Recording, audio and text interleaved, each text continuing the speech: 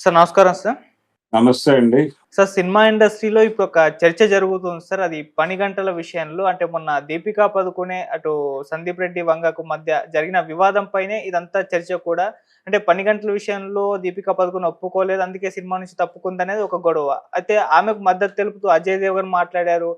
Bollywood cinema ఇండస్ట్రీలో చాలా మంది వరకు కూడా 8 గంటలే పని చేయాలన్నట్టుగా మాట్లాడారు. నిన్న రానా గారు కూడా అదే మాట్లాడారు. ఫోర్స్ చేయకూడదు. 4 గంటలు పని చేసే వాళ్ళు కూడా ఉన్నారు అన్నట్టుగా ఆయన కూడా మాట్లాడడం జరిగింది. సో, ఏంటి పని గంటల వివాదం? మరి 8 గంటలే కరెక్టేనా? ఇంకా డైరెక్టర్స్ కోరుకున్నట్టు ఎక్కువగా కావాలా? మీరేం చెప్తారు సార్ దీనికి సంబంధించి? అంటే 8 గంటల పని దినం కోసం ఒక ఉద్యమం జరిగింది. ఆ హ్మ్. సందర్భంగా దాన్ని సాధించినందుకు మేడే అనేటువంటి దినాన్ని మనం జరుపుకుంటున్నాం. అంతర్జాతీయ కార్మిక దినోత్సవంగా మేడే జరుపుకోవడం వెనకాల పని గంటల తగ్గింపు అంటే 8 గంటలు పని. అయితే ఈ మధ్య కాలంలో మనం విన్నాం. చాలామంది పారిశ్రామికవేత్తలు ఇంటికెళ్ళి "ఏం చేస్తారు మీరు?" అని మాట్లాడటం మనం విన్నాం. ఇంటికెళ్ళి ఏం జేస్తారు? ఖాళీగా కూర్చోవడం తప్ప, పిల్లలతో కబుర్లు చెప్పడం తప్ప, లేదు మంచం మీద పడుకోవడం తప్ప, పని చేస్తే కదా సంపద పెరిగేది. అందుకని పని గంటలు 8 గంటలు ఇలాంటి రిస్ట్రిక్షన్స్ పెట్టుకోకండి. డే అండ్ నైట్ పని చేయటానికి ప్రిపేర్ అవ్వండి అన్న ధోరణిలో ఇద్దరు, ముగ్గురు పారిశ్రామికవేత్తలు మాట్లాడటం, అది కాంట్రోవర్సీ కావడం మనం చూసాం. ఇప్పుడు ప్రభుత్వాలే నేరుగా 12 గంటల పని దినాన్ని ప్రోత్సహించాలి అని అనుకోవడం గూడా విన్నాం. అంటే ఎన్‌డీఏ ప్రభుత్వంలో కీలక భాగస్వాములైనటువంటి తెలుగుదేశం పార్టీ అధినాయకుడు చంద్రబాబు నాయుడు గారి వైపు నుంచి కూడా ఇలాంటి ప్రతిపాదన వచ్చింది. అంటే పని దినం అనే మనిషి పని చేయటానికి రెస్ట్ తీసుకోవాలి తప్ప, ఇతరేతర వ్యాపకాల్లోకి వెళ్ళిపోతున్నారు వీళ్ళు. లీజర్ పీరియడ్ ఎక్కువయ్యేసరికి అన్న టోన్‌లో మాట్లాడేస్తున్నారు వీళ్ళు. సో, ఈ ధోరణి సినిమా పరిశ్రమలో గూడా ఇంప్లిమెంట్ చేస్తే మీరు సినిమా రంగంలో ఎలా ఉంటుందంటే కాల్ షీట్ వైస్ ఉంటుంది. అంటే కాల్ షీటు ఎన్ని గంటలు అనేది ముందే నిర్ణయించుకుంటారు. ఆ అగ్రీమెంట్ ప్రకారం అన్ని గంటలు వెళ్లి అక్కడ ఉండాలి. వాళ్ళు ఆ రోజు సీన్ చేయించుకుంటారా లేదా అనే దాంతో ప్రమేయం లేదు. వాళ్ళు ఎన్ని కాల్ షీట్లు అడిగారో అన్ని కాల్ షీట్లు ఇచ్చి ఆ టైంలో అక్కడికి వెళ్లి ఉండాలి. అక్కడ వాళ్ళతో మీతో ఆ రోజు పని చేయించుకున్నా, చేయించుకోకపోయినా మీ పేమెంట్ మీకొచ్చేస్తుంది. మీరక్కడ ఉన్నారా లేదా అన్నదొకటే కౌంట్.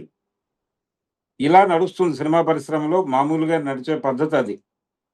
ఈ కాల్ షీట్ టైమింగ్స్ అనేవి రకరకాలుగా ఉంటాయి. ఒకప్పుడు 6 గంటలు పని దినము అంటే 6 గంటలు కాల్ షీటు. మార్నింగ్ 6:00కి షూటింగ్‌కెళ్ళినోళ్ళు మధ్యాహ్నం 12, 1 కల్లా దిగిపోయేవాళ్ళు. దిగిపోయి వాళ్ళు ఇంకో షూటింగ్‌కెళ్ళేవాళ్ళు.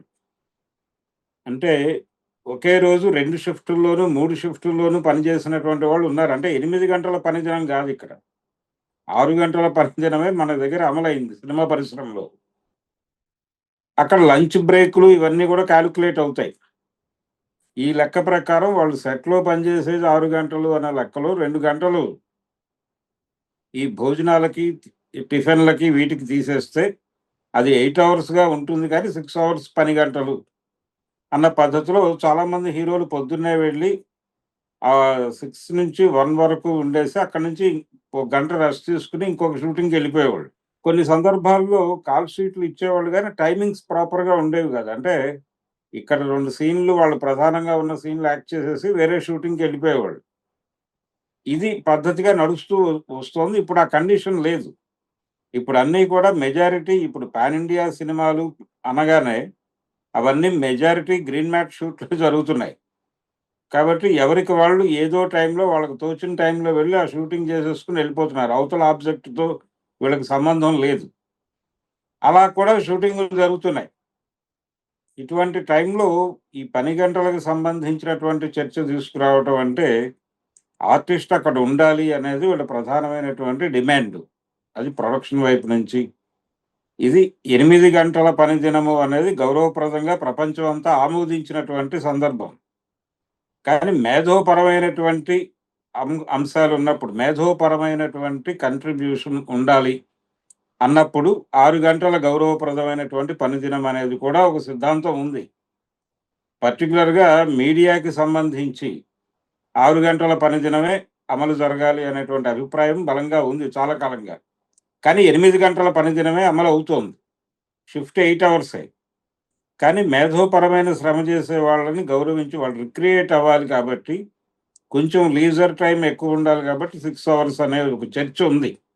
ఇది నటనా రంగానికి కూడా వర్తిస్తుంది కాబట్టి 6 గంటల పని దినం అనేది గౌరవప్రదంగా ఉంటుందనే అభిప్రాయంతో ఏకీభవించొచ్చు మనం గూడా. 6 గంటలు వాళ్ళు వెళ్ళి అక్కడ ఉండాలి. అక్కడ ఉంటే వినియోగించుకుంటారు. ఎలా, ఏమిటి ఆ రోజు షాట్ ఉన్నా లేకపోయినా వీళ్ళు అక్కడ అవైలబుల్‌గా ఉంటే, వీళ్ళని ఎలా వాడుకోవాలో అలా డైరెక్టర్ గారు వాడుకుంటారు.